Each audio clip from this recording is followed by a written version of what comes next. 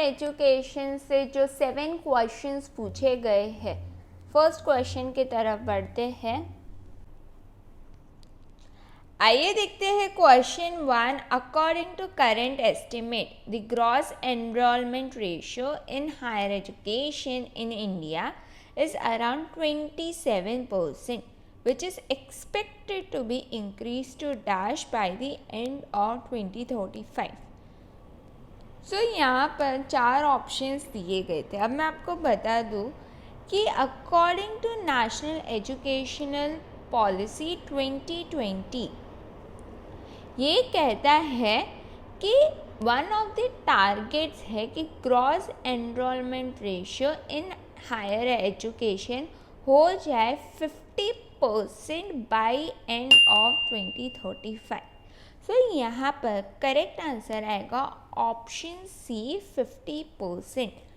National education policy 2020 में ये target रखा गया था कि हायर एजुकेशन है वो 50% से बढ़ जाए बाय 2035। आइए देखते हैं question 2। In India much of the central government expenditure on general higher education is routed through A. National Council of Teacher Education, B. All India Council for Technical Education, C. University Grants Commission, D. National Council for Educational Research and Training। So यहाँ पर option C university grants commission correct answer है। आइए देखते हैं question 3। Given below are 2 statements. Statement 1. In India, increasing access to higher education has been constrained by low completion rates at secondary education stage.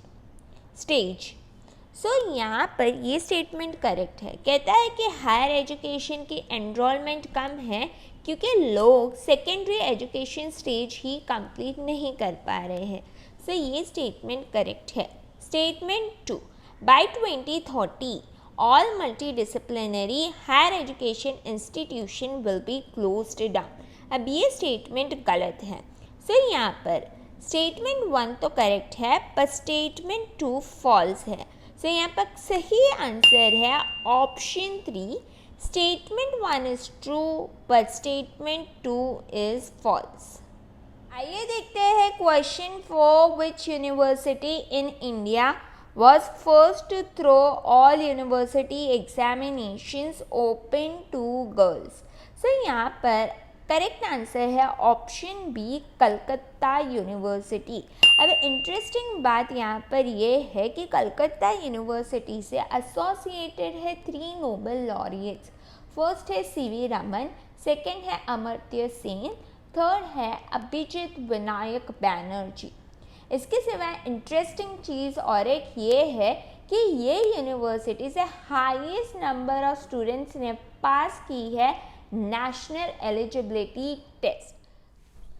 आइए देखते हैं question 5। Broad parameters adopted by national institutional ranking framework are A. Teaching learning and outcomes, B. Graduation outcomes, C. Outreach and inclusivity, D. Peer perception, law, carbon footprint। अब मैं आपको बता दूँ कि 5 NRF ranking है वो प्रिपेयर होती है ऑन बेसिस ऑफ 5 पैरामीटर्स।